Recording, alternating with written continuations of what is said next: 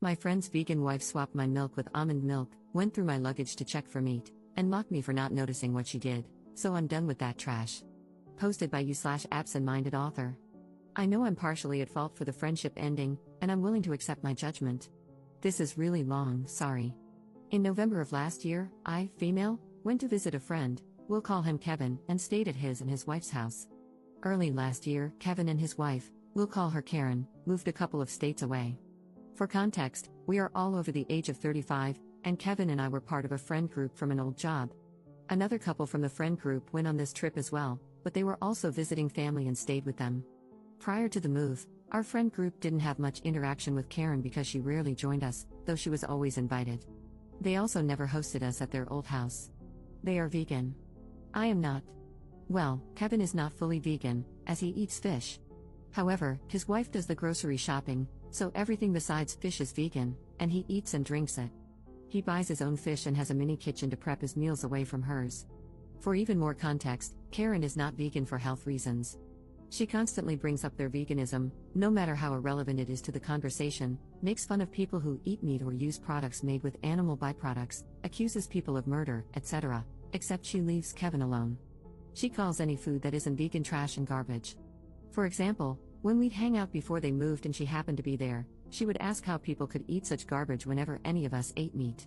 It was annoying, but I never got confrontational about it. The day before I visited them, Karen sent a short list of rules regarding food. One rule was that I couldn't store non-vegan food items in their kitchen. I asked if I could bring milk, and she agreed, but it had to be kept in the fish fridge. All the food I ate at their house tasted off, even the breakfast waffles and the tuna casserole Kevin made for the two of us on Saturday afternoon. It didn't taste spoiled, just off. Weird, and a little gross. I've never eaten vegan before, so I assumed it was just the difference in ingredients. I couldn't eat more than a few bites. Fortunately, I packed some protein snacks, non-vegan, that I kept in my room, zipped in a canvas bag at the bottom of my suitcase. I wasn't explicitly prohibited from bringing snacks into my room. I kept my trash and disposed of it after leaving. I also ate some street food at the market that Kevin, our friends, and I visited Saturday afternoon, and ate like a horse at the restaurant we went to Saturday night, no shame, lol. My husband and I were supposed to visit them again this weekend, but Karen called me a couple of hours ago. She told me I wouldn't be allowed to bring milk this time. She also said my husband and I couldn't bring snacks and that I should have asked for permission last time.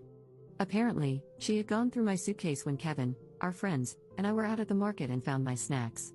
On top of that, she told me she replaced my milk with almond milk and found it hilarious. I drank some milk Friday night before bed and another glass Saturday morning. Then, Kevin told me he'd used it to make waffles and wanted to save the rest for the casserole at lunch. What actually happened was, after I poured my glass Saturday morning, Karen dumped the rest out and replaced it with almond milk. Kevin knew but didn't tell me. I didn't check because he said he wanted to save it. The waffles and casserole were made with almond milk. I was so mad I knew I couldn't say anything nice. I told her I had another call coming in and hung up. After calming down, I called back to ask why she went through my suitcase and dumped my milk. She said it was her house, and she had a right to know, so she could go through my things. She dumped the milk because nobody can tell the difference between cow's milk and almond milk, and I wouldn't have known if she hadn't told me. I called her a controlling, self-centered freak, told her that Kevin has a stash of real cheese hidden in the fish fridge that he sneaks into his food, and hung up on her. Then I called Kevin. He sided with her, saying I crossed the line by asking to bring milk and that it was rude to order meat at dinner.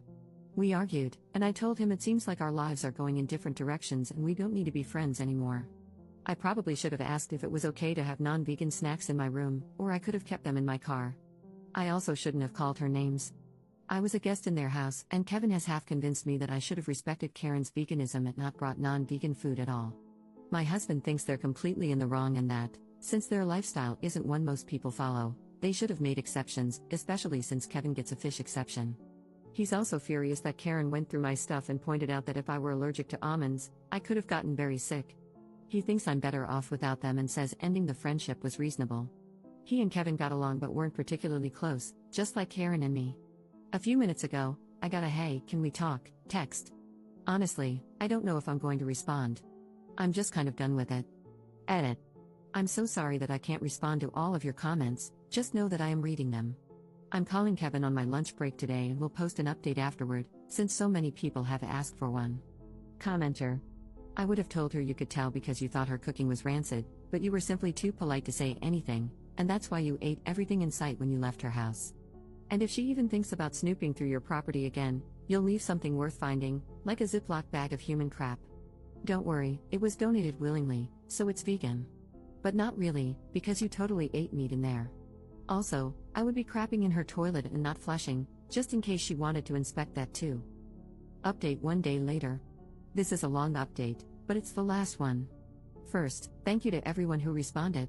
Your comments were not only helpful, but some made me cackle in a very unladylike manner. Secondly, I wanted to clarify that the bag Karen found in my suitcase contained emergency cash, a credit card, and snacks. It was hidden in my suitcase to keep it safe, not to hide food. I wasn't sneaking it in, important later, but I did have protein bars in there just in case I had issues with their food. Naughty me, I guess. I responded to Kevin yesterday and told him I needed some time to think and that I'd get back to him today. I took some of your advice and reached out to our friend group last night. After the group chat and a private conversation with the friends who were there that weekend, I learned some things. Long story short, out of our core group of 6, I'm the only one who kept up with Kevin. The only reason those 2 friends accepted Kevin's invitation that weekend was because I was going, visiting family was a bonus. After taking the rest of the night to think about it and sleep on it, I realized that all of you were right about Kevin's complicity regarding the milk switch. I hadn't paid as much attention as I should have because I was so focused on the fact that Karen switched the milk to begin with. I also realized he never actually said anything in response to my telling him that Karen confessed to going through my stuff when I called him yesterday. He changed the subject instead, talking about how it was rude to ask to bring milk. Anyway, I called Kevin on my lunch break today and ran down the list of issues: Karen going through my suitcase, him not telling me about the milk switch, Karen switching the milk to begin with after telling me I could bring it, and how what I eat is none of their business as long as I'm not contaminating their food. Basically, he told me the only thing he would apologize for was saying it was rude to order non-vegan food at the restaurant.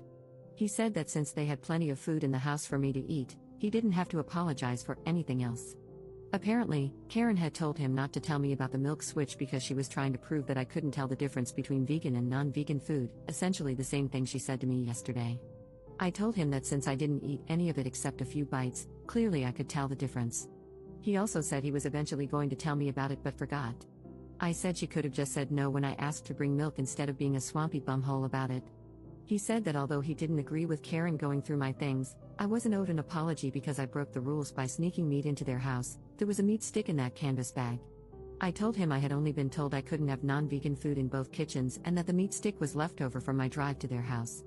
As long as I didn't switch it with their food like a certain someone, I hadn't done anything wrong. The last thing he told me was that I wasn't getting an apology because, after I told Karen about his cheese stash yesterday afternoon, she unplugged his fish fridge. He didn't get home from work until late, and, according to his Google search, all the refrigerated fish had to be thrown away. This is apparently my fault.